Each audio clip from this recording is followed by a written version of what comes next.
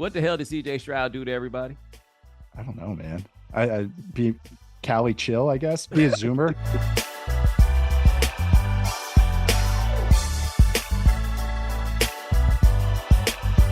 Ladies and gentlemen, welcome to The Right Time. My name is Bomani Jones. Thanks for listening wherever you get your podcast. Thanks for watching us on YouTube. Rate us, review us, give us 5 stars. You only give us 4 stars. I'm inclined to believe you are a hater.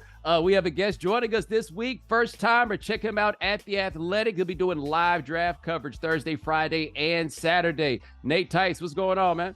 Not too much. Thanks for having me. I love getting to sit around for the ad reads too, because honestly, it's because I don't have to do them. So I always like hearing everyone's style on them and actually how they go about them. So that was a great experience already. Off to a great start. I'm very Joe Friday about them ad reads because I don't get no extra for them. Like I ain't gonna sell you short, but you know what I'm saying? They ain't so much. Enough. Yeah. I'm not doing it from the diaphragm. You know? No, you're like a running back. Hey, it's blocked for 4 yards. I'm getting you 4 yards. I'm not getting anything extra after that. No, that's perfect. That's exactly how to do it. There we go. Now we got a lot of NFL draft talk to do with you, but I want to ask you this question first. It's kind of a running thing that we do on our show, but it's an interesting question for me to ask you just because of who your father is and the fact that he's 6'7". You ever try your dad? Once. And that's all I'll leave it at. What in the world possessed you? Alcohol was involved. And and it actually wasn't even like that big of a him and I go we're Irish, so we'll get at it, but like we're both kind of gentle giants, even though his bite is worse than his bark.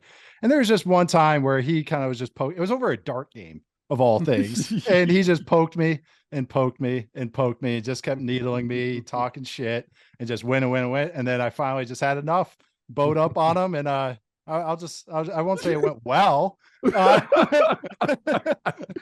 it didn't go badly. I held my own enough, but I tried once and that was it. It was like, all right, we checked that box. We got it done. I don't have a brother, so I never had the brother fight. So I got that the little family fight done once, and that was it. Check the box. I guess I did not realize that you were also a giant, right? I probably I get that. Yeah, 6'5". That's the difference between 6'5" and 6'7" is not insignificant.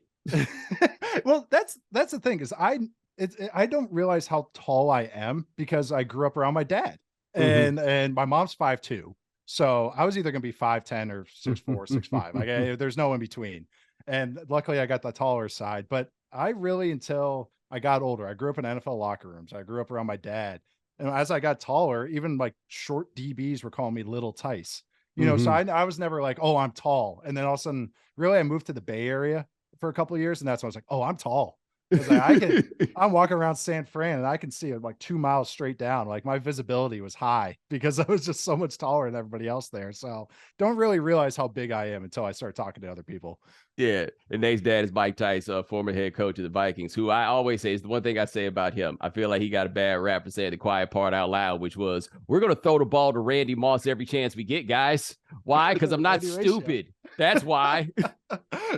People call it target share now, and they love it. It's all fancy. There's fancy websites built on that now, and it was originally started with the Randy ratio. I'm glad you brought that up. It was it's a classic. My dad, he had a little more to him, at least mentally, than people realize, a little more cerebral, but he also can't help himself. He's a loud New Yorker, and he has to tell everybody his secret plan on his opening press conference. So that's the yin and yang of Mike Tice right there. I feel like there's a bit of a Mike Tice, Dan Campbell parallel in that sense, that they're the big guys, and in that way, it becomes difficult for people to think of them as something other than big guys. Yes. Kevin Seifert compared them already. When Dan Campbell got hired, he's like, or no, it wasn't when he got hired. It was Dan Campbell was the interim coach in Miami, I believe. And like day one, he ran Oklahoma drills and it was like, we're going to build up toughness. And Kevin was like, there's a lot of parallels between Dan Campbell and Mike Tice. And that was years and years ago. And as it's gone along, I'm like, there are a lot of comparables between these two. Sometimes they put their foot in their mouth and they don't realize it. And then you kind of brush it over and you're like, hey, he's actually not bad at what he does. Yo, I've come around on Dan Campbell because I remember, because I was working with Levitard at the time. So man Campbell, because like Dan Campbell is the embodiment of a form of masculinity that Levitard just can't stand. Like that's the Dan's that like I had to call him Levitard there, which I never do for what it's worth because there was too many Dans. But Campbell, I looked up and like Hard Knocks, I was like, hey, this guy ain't so bad. And then I looked at his staff and was like, damn, he's Branch Rickey.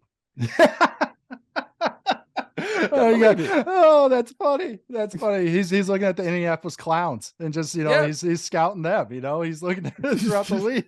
Hey, man. Those guys. Hey, man, your pops is out here with Dante Culpepper. The parallels continue. Pat Moss, he had black defensive coordinators. He had a black special teams coach. He was all about it.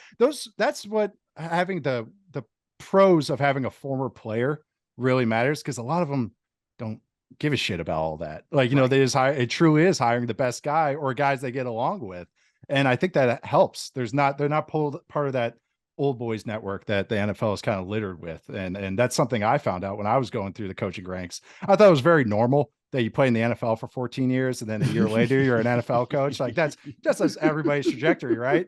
And then there I am, a GA at Pitt, going, man, this isn't what it's all cracked up to be. I think you become a head coach in 5 years. But I think that's what helps, is that when you don't go through that and you have, your buddy system going on, you kind of hire the guys you respect and like. And I think that just opens up horizons, maybe more than a lot of those other coaches that climb the rank with all these other guys that are, grinder coach types. Right.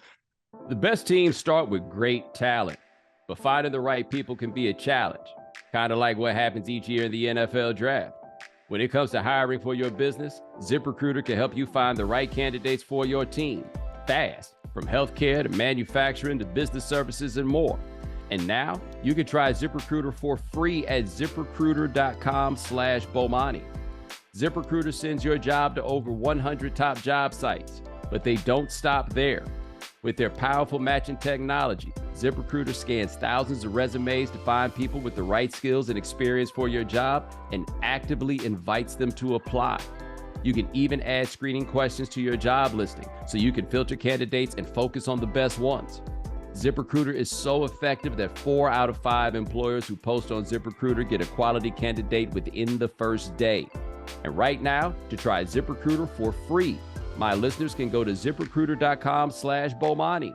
That's ZipRecruiter.com/BOMANI. ZipRecruiter.com/Bomani. ZipRecruiter, the smartest way to hire. And I think Culpepper, it makes for a nice segue into this draft, because I have been fascinated with Anthony Richardson since the first time I saw him play in 2021, where he did not play well, but I was like, oh, that's a first round pick. And then I saw him play against Utah, and I was like, oh, there's the number 1 pick. Now, he's not going to be the number 1 pick, but I am a little surprised that the scuttlebutt is that this many teams would let him fall after we saw Josh Allen. And I would think that nobody would want to be the person that took Sam Darnold over Josh Allen, basically.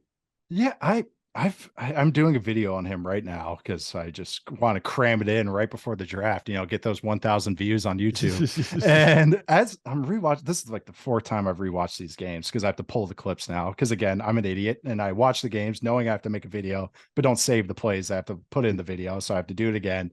And I'm watching, I'm like, what am I missing? What shouldn't we be like head over heels over this guy? Just like a truly S tier, all-time generational athlete, and does a lot of the little things really well, as far as moving in the pocket and also just the mental side. They put a lot on his plate, as far as handling plays, way more than Dante Culpepper ever did at UCF or Josh Allen did at Wyoming. And I don't know, it's almost like I thought that because of Josh Allen that everybody be gaga over Anthony Richardson. And it's like we're back to the Baker Mayfield discussion, where it's all about the heart, the size of the fight, the dog, as opposed to, the size of the dog in the fight, which I don't know. If we're watching the Super Bowl or watching the Final Four teams the last couple of years, what did the top quarterbacks all look like? They're all big, athletic, and can throw all over the yard and are mentally astute. So I don't know. I'm totally with you. He's my QB1. I think we have talked about this. I watched the LSU game to start this spring, and I'm like, what? This guy should be the number 1 pick with a bullet next to it. So I understand the completion percentage and all that, but there is way more to him than even just the crazy athletic traits that he has. So one part of it is, I don't know, have you ever read Bruce Feldman's book, Meat Market, about recruiting? Yes. And I remember reading that, and it was the first time that I realized like the way the scouts looked at asses, like literally the asses of players. And they're looking for dudes with big old bulbous asses. Like that's what they want. There's a legitimate explanation for it, right? It's a muscle of power, right? Like all of that stuff. But, it sounds a little bit weird. And then you talk to scouts and the way they talk about certain prospects, like it can make you a little bit uncomfortable, right? Because they're in the objectification business. Like their job is to objectify these people for their bodies, and they're really into their jobs. So sometimes they wind up really into a guy, and you're like, yo, dude, you're drooling, and it's a little off. And then I saw Anthony Richardson at that pro day, and I was like, oh, that's what it is. Get it. Yes. That's what that's why they feel this way. Oh my goodness. I'm like, I don't see how you're that big. Like this is like Cam Newton is one of those guys that it doesn't matter what you put on the sheet. He feels bigger than that. I haven't been in a room with Richardson, but I imagine it's got to be a similar situation. He's so big and also runs a 4.4, which Cam did not. No, you know it when you see it, kind of thing. And then when you see it, it's like, oh yeah.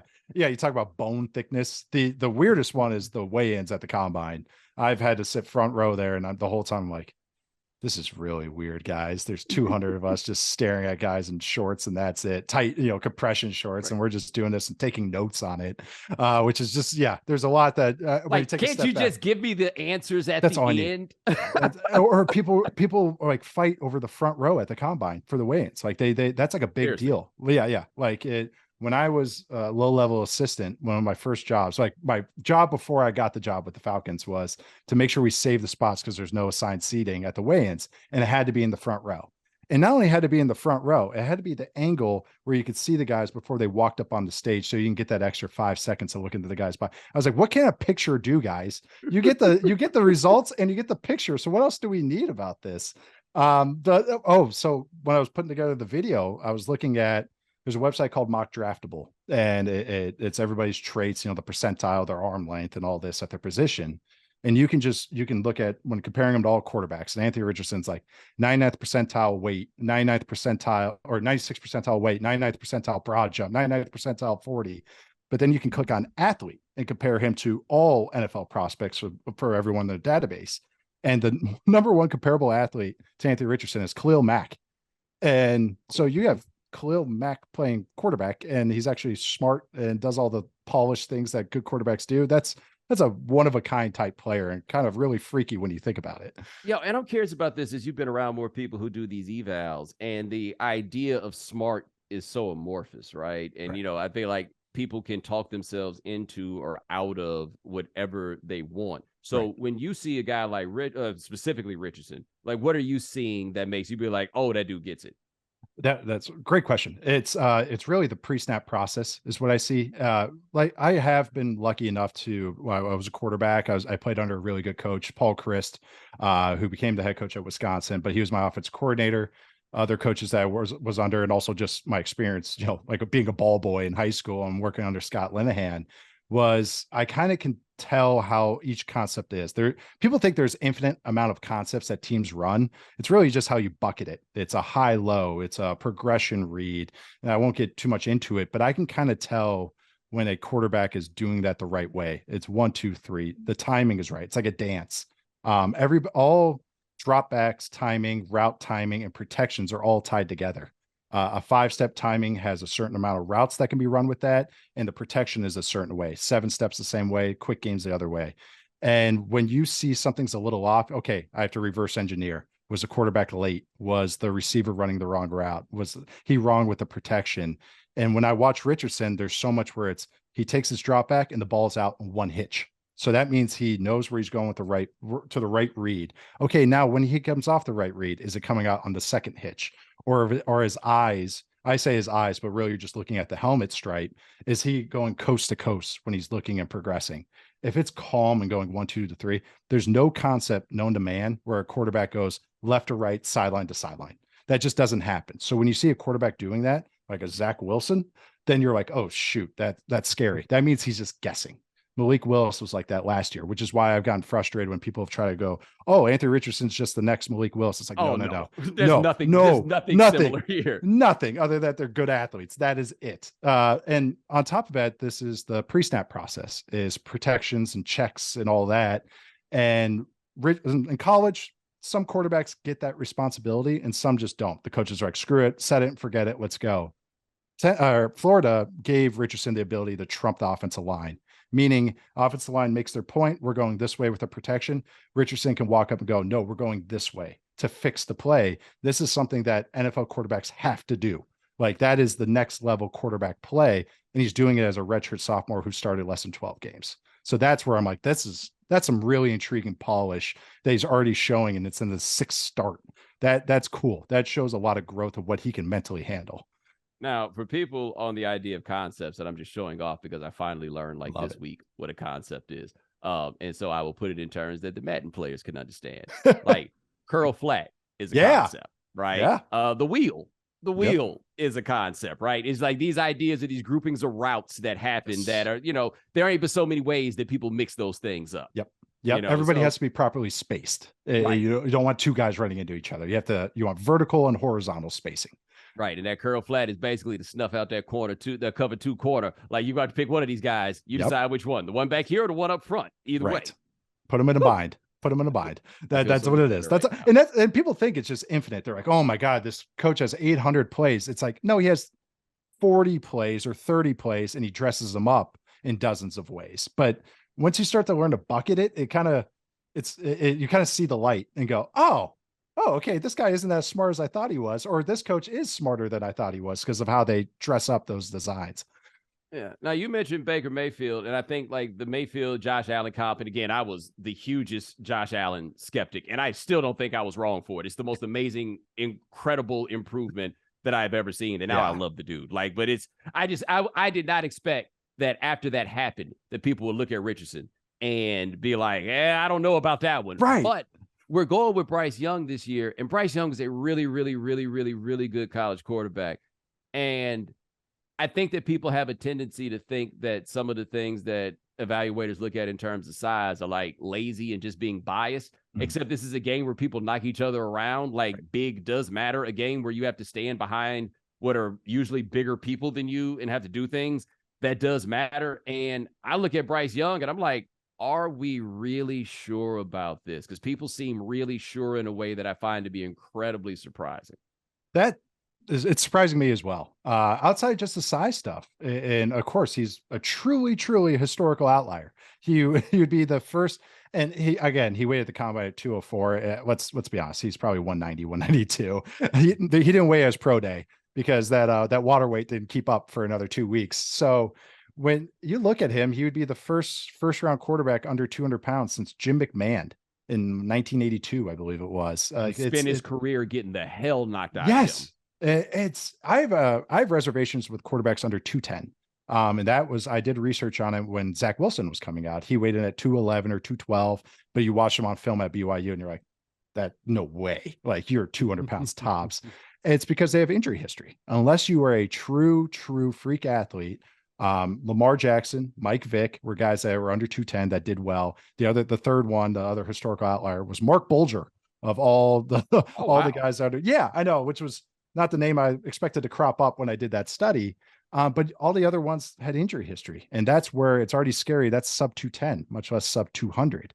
And again, if we're not even just looking at size and height and weight, and yes, you can paint the broad brush and say we're lazy evaluators and we're just not watching the film. When you watch Bryce Young, it's not, his arm strength isn't overwhelming. It's more adequate. I think he's a fine athlete, but not a great one.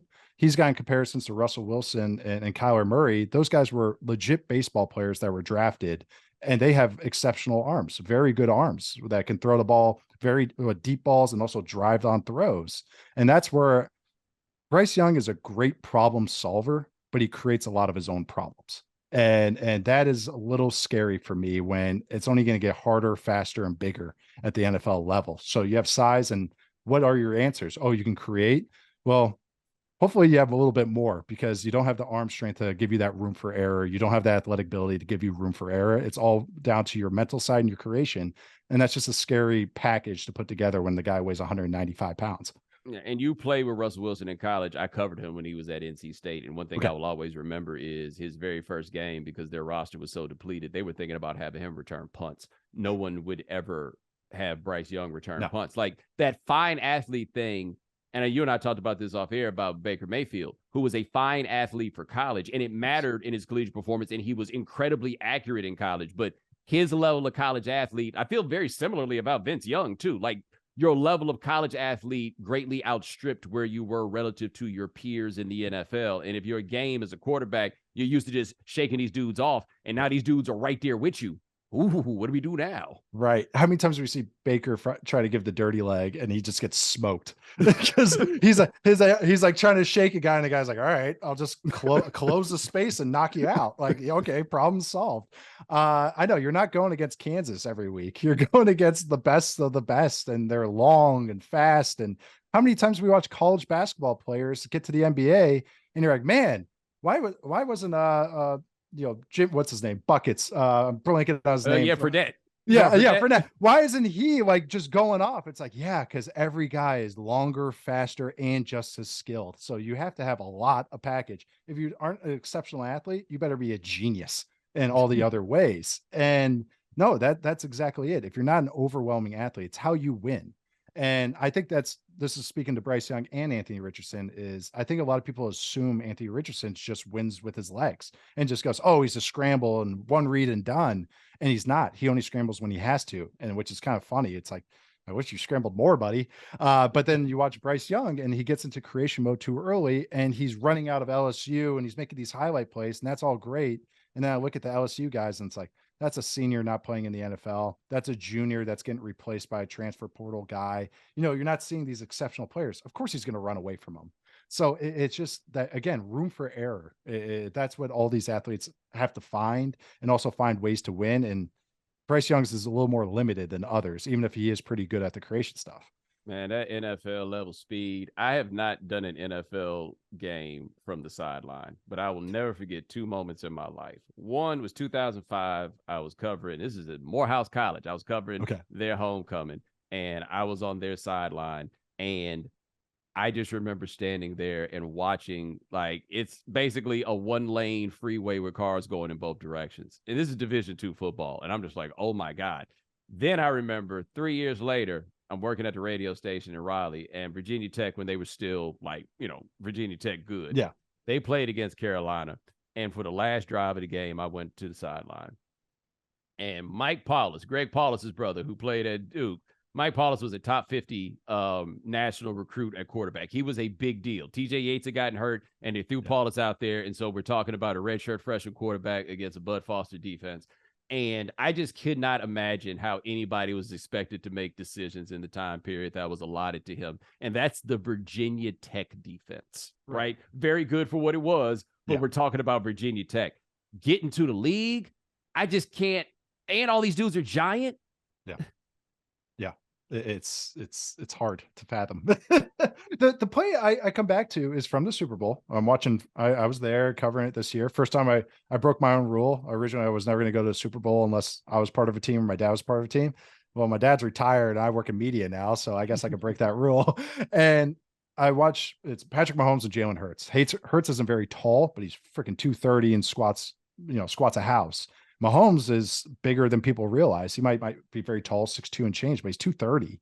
And the play that sticks out in my mind, and it's going to be burned into there, is that Mahomes steps up and out of the pocket, and Jordan Davis from Georgia, rookie last year for the Eagles, 340 pounds when after he went to the bathroom.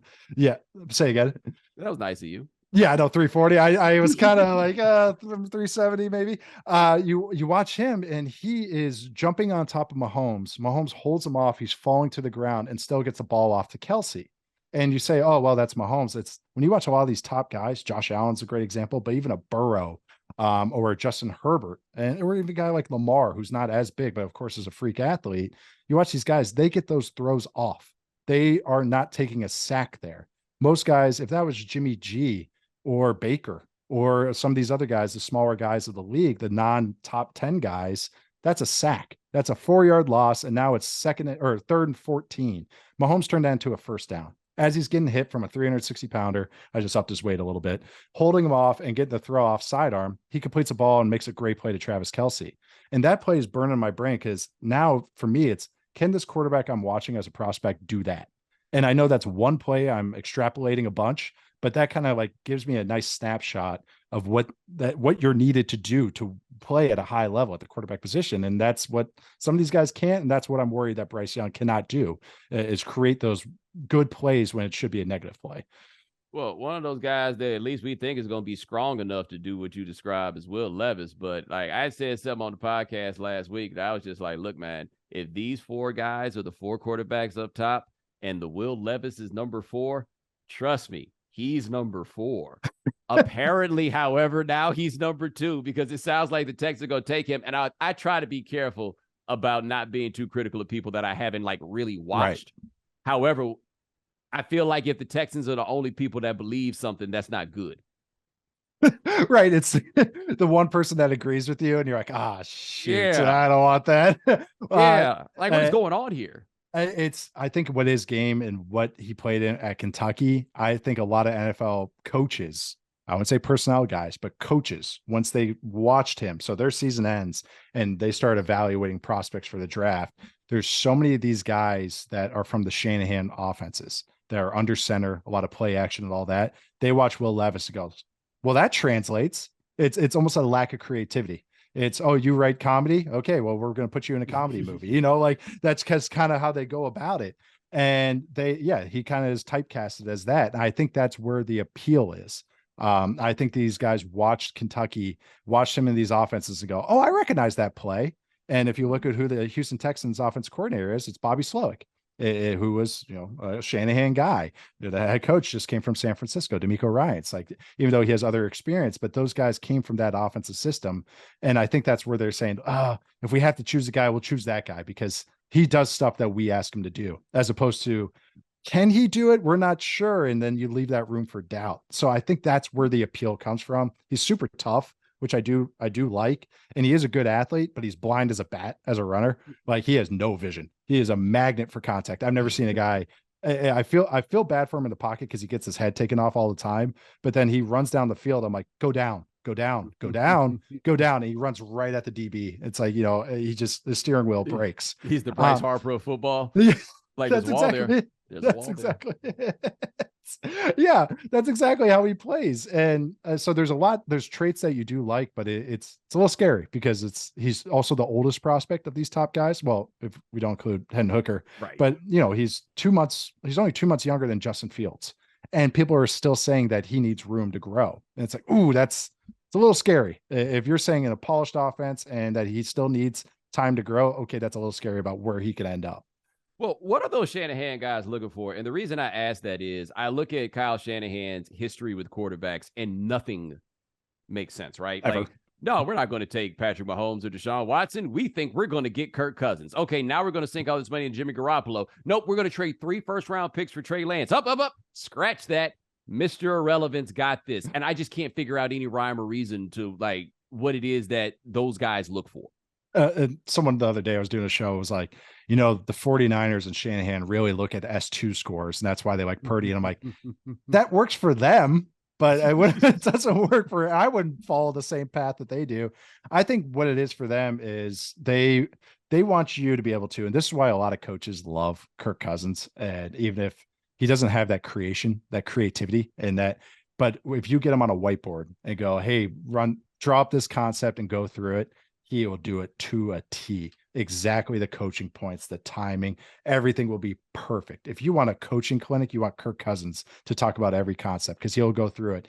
And he's the classic guy that if the defense does exactly what he does or what he thinks they're going to do, everything's perfect. But as soon as things go askew, then we've seen Kirk Cousins play. It all falls apart. Oh, so he and Jimmy Garoppolo are the same person is what you're telling me. Exactly the same way. Derek Carr, too. It's like these guys, they're cut from the same cloth. If everything goes how they think it's going to go, they're great. But if they have to ad lib at all, oh my God, anything unscripted, they just fall apart. But that's what the Shanahan guys love because they think I have the perfect play and this guy's going to get open on your third step and you better stand in there and deliver that ball. And that's what they like. And that's why I get why they like Levis, because he's tough. He'll go to A, go to B, and he'll do it right on time. but he's so robotic. But that's the thing. They like that. And also the under center stuff where he is doing all the footwork, which is teachable and coachable. But I think they think, oh, that's a leg up on the other guys because we don't have to coach that and like break in a wild horse. This guy's already polished to trot how we want him to. And see, that's why my thought was if you were running a Shanahan type of system, that you would look to Richardson, if for no other reason than like one of the things about Malik Willis is that stretch run game. We can hand the ball off so much farther off, away, which matters. Right. Like I would watch that with the Titans and be like, oh my God, how'd you get over there so fast? That's why Robert Griffin was so intriguing. It seems like forever ago, but why he was so intriguing in that offense was this stretch game is going to be bananas. And I would think that everything else, at least the way it's presented to us, is that the rest of it is not that complex. So you don't need to go get Will Levis. That would be my thought. Right. Oh, I love that thought too. Is that like the athleticism opens up the run game because it does. It not just with them designed runs and everything, but the bootlegs. And that's a great point. That's another strength with Richardson. We're just I have no qualms with praising Richardson for an hour here. Is that when he does bootleg stuff, there's a great play against Tennessee. It's before there's the crazy play against Tennessee where he's bouncing around the pocket and throws the touchdown. And it's like, oh, crazy. It's the play before that one. It's a 4th down. They run a bootleg. It's a DB blitz off the edge, and he out races the DB to the corner because he gets the angle on him and completes the throw. And I agree with you. Like, why wouldn't you want the guy that can move really well and do those throws and open up possibilities for your whole offense? So, but again, Kyle Shanahan, he traded 3 first-round picks for Trey Lance. And the whole point of Trey Lance was that he was tired of having to call the perfect play. He wanted the creativity ability, the creation ability, and now he's like, we tried for 2 games. Let's go back to what I'm used to. Let's do the joystick quarterback where he goes exactly where I tell him to throw the ball. Now, let me ask you this. What the hell did CJ Stroud do to everybody? I don't know, man. I be Cali chill, I guess. Be a Zoomer. Like, I don't know. I have no idea, man. And he's got to be so confused right now. Like, where's his agent at, by the way? Like, his agent stuff out.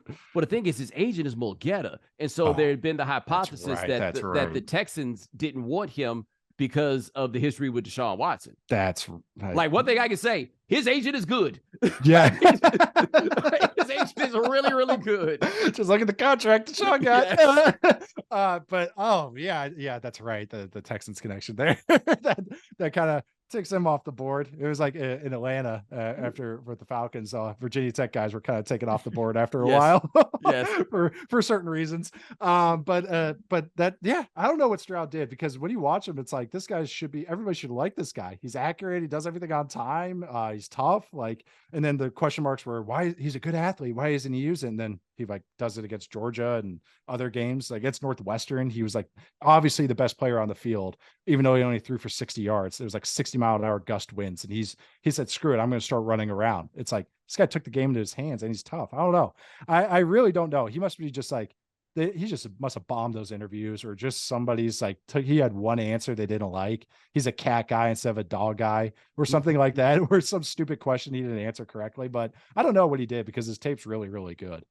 Are there any questions about that Ryan Day offense? And I asked that because we had the questions about Fields, and what people said was this offense got a bunch of these option routes, so the dudes are going to have to wait forever before they can make a decision. And I didn't know if that had come up with Stroud in any of the evaluation also. There were some timings. Like, my negatives with Stroud were that it's because of that offense where he has to take an extra hitch, right? Where I talked about where everything comes out on time and everything. He'll kind of go 1, 2, 3, hitch, and then throw. And there's just that little fat. But that's really, to me, very coachable, very fixable as a coach, because you just go, all right, we just got to limit the options for him, or tell him, hey, just trust it and let it go. Because when he throws on time, it's fantastic. But that offense, though, is also that he's got 2 potential first-round pick tackles. He's got Jackson Smith and Jigba this year. Also Marvin Harrison Jr., who'll be a freaking top 5 pick next year. He's incredible. And then last year, Chris Olave and Garrett Wilson. So you have guys just coming open. So the room for error, again, is greater for him, because he doesn't have to throw exactly on time to maximize their room and their separation. So I think that's where some of the blemishes come from. They don't run a ton of concepts as well. They just run kind of the same 5 or 6 money concepts that are like a guy in Madden. Oh, it's 3rd and 10. All right, here comes the money play. Try and stop it. They kind of fall into that a little bit, unless it's a big game like against Georgia. So I think that's some of that comes, where it's like, okay, what's his comfort level when you get him outside those 5 plays. You know, that receiver you mentioned, Junior. Every year we hear about people asking him crazy questions in the draft. You know, interviews like the Des Bryant one, which didn't go exactly the way that people think, but still, you know, felt like it was a little bit out of line. I bet they don't ask that boy nothing untoward about his family of origin. Not a damn word. Nothing, no car wash questions No, or anything. no. So what you learn about running routes from Pops? Yeah. right. Yeah. What'd you hear? Would you go to a lot of Colts practices when you grew up? Like that's what they're gonna focus on. And the answer is gonna be actually no. We just stayed in Philly. He only went there to work. That's funny. That was it. But he is. I know this has nothing to do with the draft, obviously, but I am fascinated by the fact that I don't think this comes up nearly enough of how much bigger Junior is than Senior in this case. While apparently, like I saw somebody, I think may have been Steve Smith, I'm not sure, but they made the argument that he's bigger than his dad and faster than his dad. I'm like, no, I don't think he's faster than his dad, but he is like 2 of his dad. Yes, he's legitimately head and shoulders taller than his dad. He's all of 6'3". You know, he's listed 6'4", but he looks like he's 6'3". But then I would say he's faster, but I would say he has the same foot quickness as his dad, that's the scary part, is he's 6'3", 6'4", and there's no fat on his route running. And he's a sophomore. And he catches everything, and he can stack. And then he does have speed though. Like I've seen plays where he's stacking corners on deep balls because he beats guys off the line. He's tall, doesn't let shorter DBs get into him, like little stoutier guys. So he beats press. He's long. He can stack guys deep, and he's got perfect footwork on route running. What am I missing with this guy? Because I mean, that's a guy I want to build my whole offense around. That's just scary, man. I'm just scared to think of him. I tell you this, it's a good thing we got Trey Wingo off the draft coverage, because those of you who remember the Trey Wingo era of the NFL draft, and I like Trey, but Trey leaned a little hard on the hard scrabble tales of people's youths. And, you know, his father's did 40 years in jail. Oh, that's Mama, right. Who knows what the hell she doing right now. Man, the edits that would have had to come up when Junior hit the draft. No. Ixnay. You know, when some of the picks come up and it's commercial, but they come up on the bottom, they'll make sure they'll time it up. They'll go, okay, oh, who's up? Okay, boom, hit the button. We're going to commercial right now. Doesn't matter if it's the number 5 pick. Nope. We're getting out of here. We're getting out of here. Wow, number 6 is on the clock already. Jeez, what happened here? Just pass over that one. So I don't want to lean too hard on this Viking stuff, because that's not what you do. You got your own life. I want to be clear about that. Yeah. But something happened. I read the story about this. I imagine you saw it, and I hadn't thought about it in so long. It's the 20th anniversary of the Kevin Williams pick. Yeah. And for those who don't remember, the Vikings had the number 7 pick in the draft and didn't get the pick in. And then didn't get the pick in again. And then when 9 came around, they actually took the pick. And nobody knew what in the world was going on. It was totally confusing. But I want to bring that up because I feel like there's an underrated part of that nobody talks about, which is, how is Kevin Williams not in the Hall of Fame? Like, they fell down those picks and got a monster. Like, it actually was kind of savvy. Yes, I know. I wish they were a little more savvy than but I wish I was part of the plan, was to save that money in the draft slot and everything. But yeah, in the story, I'm glad it finally comes to light, because I can actually talk about it now, because now it's public. Is the owner at the time, Red McCombs, who just recently passed, he was kind of a penny pincher. And he came in, and this is before the current CBA that we have in the NFL, where these guys are slotted their salary. And so it was a wild, wild west when he negotiated rookie contracts. And he came in right before the draft started and said, trade the pick. And so usually trades are worked out weeks in advance, days in advance. And so they had as teams were picking, they had like an hour to figure out some trade that now they're on the clock and they had to do it. So it was because some of that, some penny pinching, that they ended up missing the pick, because the Ravens, they ended up making the trade. This is all in the article. They ended up making the trade, and the Ravens decided not to turn it in. They just said, oh, well, if you guys miss the clock, we can rush up and get our pick in. So, sorry, I don't know. We lost the deal. Didn't report it to the NFL. Ozzie Newsome had a great answer in the interview. He's like, yeah, I tried to reach out and they didn't pick up the phone call. It's like, oh, you're great, Ozzie. That's why you're a legend, man. You know how to spin it. But yeah, that was I wish I could say it was savvy, but it was more financial that led to the 9th pick. But I will say that Kevin Williams was the target that entire time. So that was one good thing. They got a monster. He is one of those guys that somehow, and I just don't have a great answer for how, he didn't at that position. Only certain guys get it, right? Like, I don't know what you have to do as a defensive tackle for people to look up and be like, oh, no. He's that guy. but he was that guy. People remember Pat Williams, I think, more because Pat Williams was fatter. Right. And so they're like, oh, there you go. And then they remember the Williams Wall nickname, and all that. And Kevin too, it's like he played across the D line. Like he was just a mauler. That's who actually I said the high end comparison. That's why this is the guy in this draft is Jalen Carter. Is I said if he hits everything he can hit, Kevin Williams is his comparable. Like that's their play styles are very similar, how strong they are and like fluid as athletes and everything. But Kevin was special, man. Like he was just truly, truly strong, but he also was athletic enough to line up as an edge and get 10 sacks. He got 10 sacks as a rookie.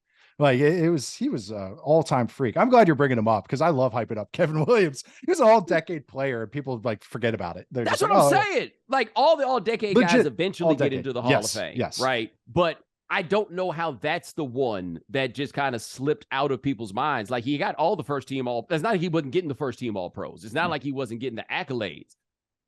He got them all. He got all the accolades, got the stats, got the the comedian's comedian kind of thing. He's the football player's football player kind of guy. Like, I don't know. I don't know either. He got retired or he got put in the Ring of Honor with the Vikings. Thank God, finally.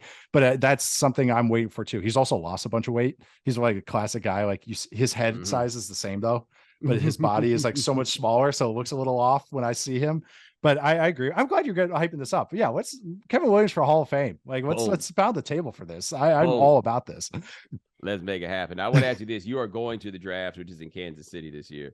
And honestly, I can't think of any place I want to be less than a place with thousands of people who would travel to go to the draft. What kind of scene are we expecting here? Is it even going to be warm? Like, are people going to be outdoors in the cold for this? I actually don't even know. I have to check the weather. I know I'm in a studio, so I'll be with my button-down shirt trying to look clean. I'll actually have to shave for it.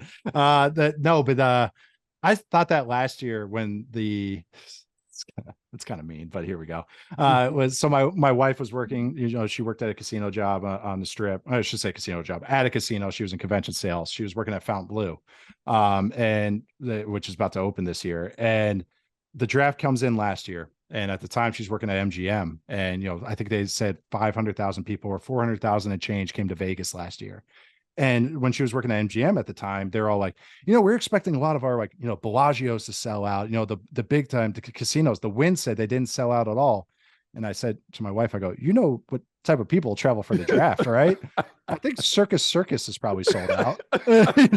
I think a lot of the downtown casinos, I don't want to besmirch their names, but I think there's a lot of people flying in looking at those $50 to $60 rates, not the $250, $300 rates. It's so funny that you mentioned the Wynn on that because I had never gone in the Wynn. Like when I'm in Vegas, I typically am on the other end, and I went in the Wynn during Summer League. And I'm like, this is where the players are. Like, there's Adam Silver and Masai Ujiri. I was like, this is where the money at. Yes. They call that the luxury corridor is what they call that in Vegas now. And the name makes a lot of sense, especially once you go in there or you go to one of the bars or club. When you see $25 minimum tables is the cheapest table they have, that's exactly what type of setting you're going into. Right. $25 minimum at 2:00 in the afternoon. I was going to say during the day. And then you walk around or it's a $50 table and it's packed and you're like $50 minimum craps table. Okay. All right. Yeah. Like I don't know where you gamble at night in Vegas anymore. If you ain't coming to like really throw money around. Cause I'm the dude on TV that been looking at them tables like, nah, I ain't doing that. Right. Cause like, look, if it's a $50 minimum to me, if you are not putting like 15, 20 hands down to start, you can't do this. So I got to put $1,000 down basically for this to be an activity. Otherwise I'm just here till I run out of money. Right. 3 hands and you're done. It's the clip from Swingers where they get the $100 chip and that was it. They just get the one bet on it. Yeah. That, I will say that downtown Vegas, which is, Fremont and all that, the areas right outside of it have gotten kind of cool. Like they threw a bunch of money and a bunch of hipsters at it. And then now it's kind of cleaned up and fun to go down. But like the Casino Circa is great. I'm not sponsored by them in any way, shape, or form. I should be by this point in time. But you'll find some $10, maybe $15 tables there, even during prime time, which is really nice, and $5 during the day.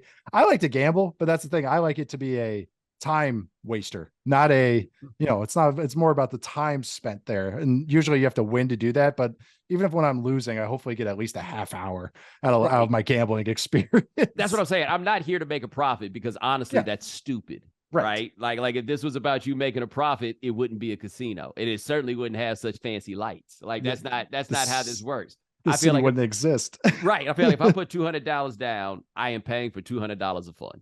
And hopefully my $200 of fun will extend into a time or whatever it is, right? But man, I've had those times where I wind up there and I've done all this splitting and doubling down, and I got like maybe $300-400 on the table. Winning doesn't feel good. No, it just feels like relief. It's just like, like a field goal going in at the end. Just oh, thank Christ. Right. we won the game and I got a heart attack out of it. Yeah, like this ain't really a good time. Like it's not. And I enjoy it. And like, look, when it is a profit, it's a good time. It's great. Don't get me wrong, right? But I'm not built for that. Like people who are really about that life, they be like, yo, man, I came out of Vegas up 10 G's. I'm like, how did your broke ass even get to a point where you could do enough where this was possible? Right. That you're throwing that kind of money because you have to spend money to make money usually. Yes. That's what I'll be around. I kind of, when I moved here, so I moved here 5 years ago, I kind of got the gambling out of my system in like the first 3 months, AKA I lost in the first 3 months and I got it all out of my system. I'll go to craps tables and there'll be like a hot table. You just boom, boom, boom. A couple of bets hit, a couple points hit. And you look around and like the guy with a bunch of money isn't even like cheering. Like he isn't even getting a fist pump. And it's like, is this even fun? Like, is this just like, you're just getting it done. Like you're just checking this box. Like, hey, I got to gamble $5,000 today. Gotta pull some weeds, mow the lawn, and bet $5,000 at the craps table on the pass line. Like, it's like that's your point of fun. Like I go there and like you said, like my $200, if I hit a couple points, oh my God, I'm obnoxious. I'm high-fiving everybody, even the guys that did the don't pass. I don't care. You're high-fiving me. I don't care about your bad juju you just threw at me. No, I'm a blackjack dude, and I get to my don't touch it now stack, right? Okay. So this guarantees that I could come back and have this fun again later, right? Like give me that and some big chips. Yes. So I could put this over here and I can't squander it. But then I mess around next thing, man, break this thing down for me, man. Like I ain't ready to go yet. Hey, I get 4 greens. Yeah. Yeah. Like the worst for me though, last time I went to Vegas, they canceled my outgoing flight and they did it in the worst play. They didn't cancel it. They just kept delaying. Oh, and no. I found something out. There was a part that they needed. And they're like, we're waiting for the part to come in. I'm like, come in from where? They said Atlanta. I was like, y'all ain't got no warehouse here. Like the warehouse is in Atlanta. Like, are you kidding me?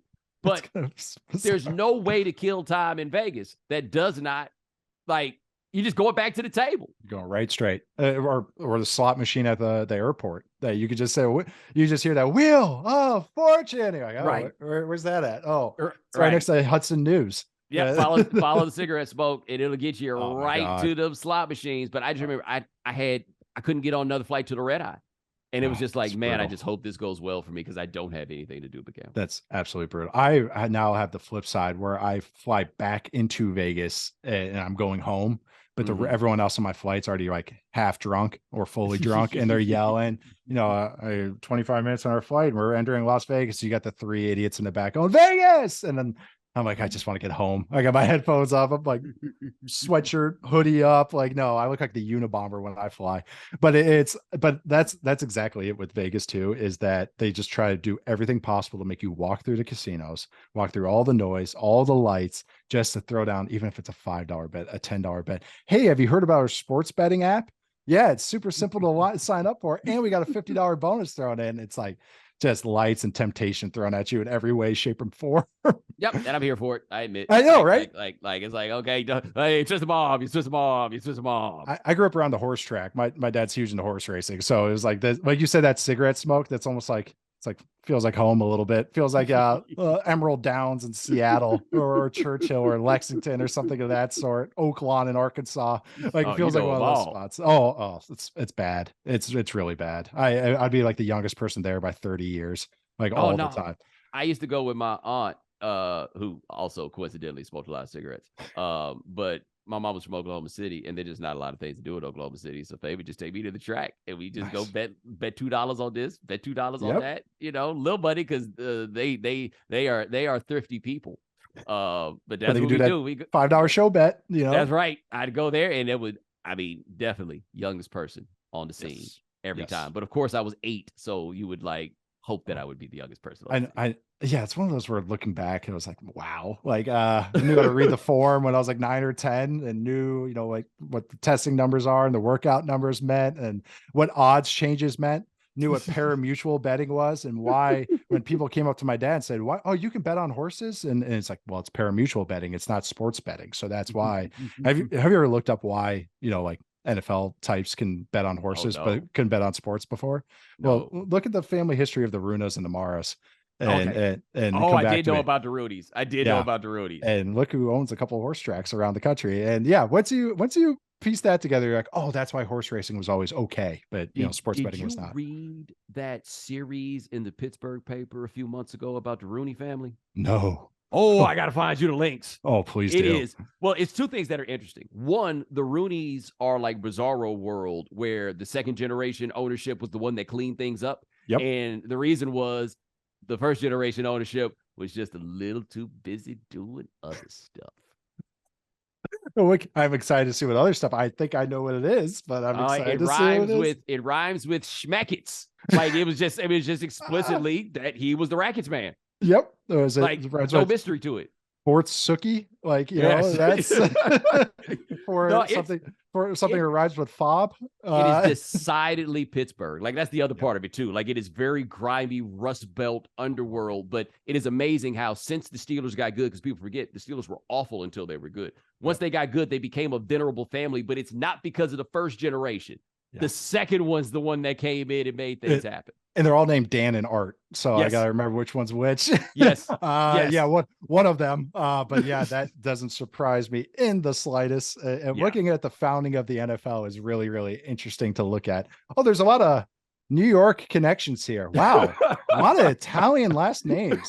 Oh, I'm sure there's no correlation here whatsoever. Nothing.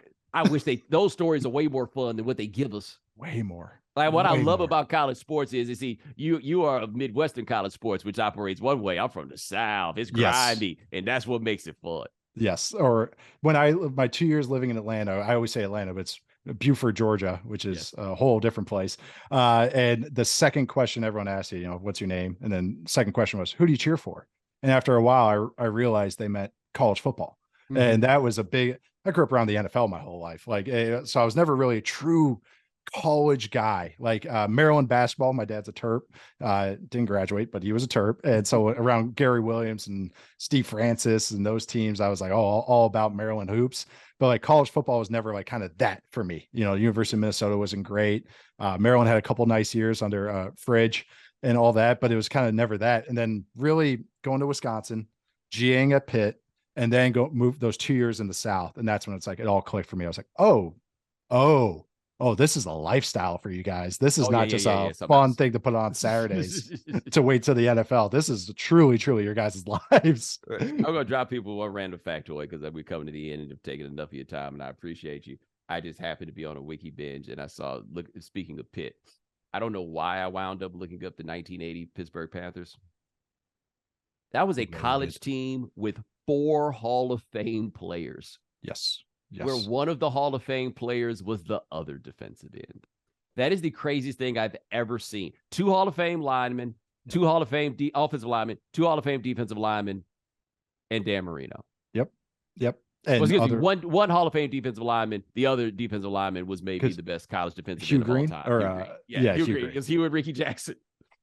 God, Ricky Jackson. Oh, my dad played with him too. And also the offensive line had other Pro Bowlers on it. Mark May was on there. Mark May, even outside the Hall of Famers, they had other guys that were accomplished NFL offensive linemen. Those teams were loaded. I didn't really realize that till I got there.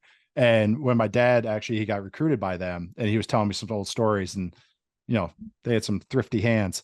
I should say thrifty, loose hands, maybe in the recruiting back then. Yeah, I was going to say, after we get off of here, I can't wait for the Jackie Sherrill stories. Yes. That's what we're really talking about here is the greatness of Jackie Sherrill. Not an ounce of hypocrisy to him either. This is just what it is. Nope.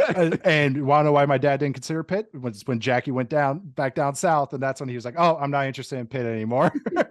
So he went to play for that's Bobby Ross. I guess he went to play for. Yes, he did. Bobby Ross. That's exactly right. An entirely entirely different human. Jackie Sherrill. Yeah, couldn't be any more opposite, especially from the stories I've heard. And that's the other thing too, is when he got recruited, Maryland's Maryland now, but it's like I didn't realize Maryland was pretty damn good in the 70s. Like he got there and coming off like a 9-2 season or whatever it was. So my last story with them is that the hardest he ever got hit was he played against Lawrence Taylor. But Lawrence Taylor was a nose tackle at North Carolina, which is, I think, blows people's minds. He was a 260-pound freak. Does everything you need to know about Lawrence Taylor, right? Yeah.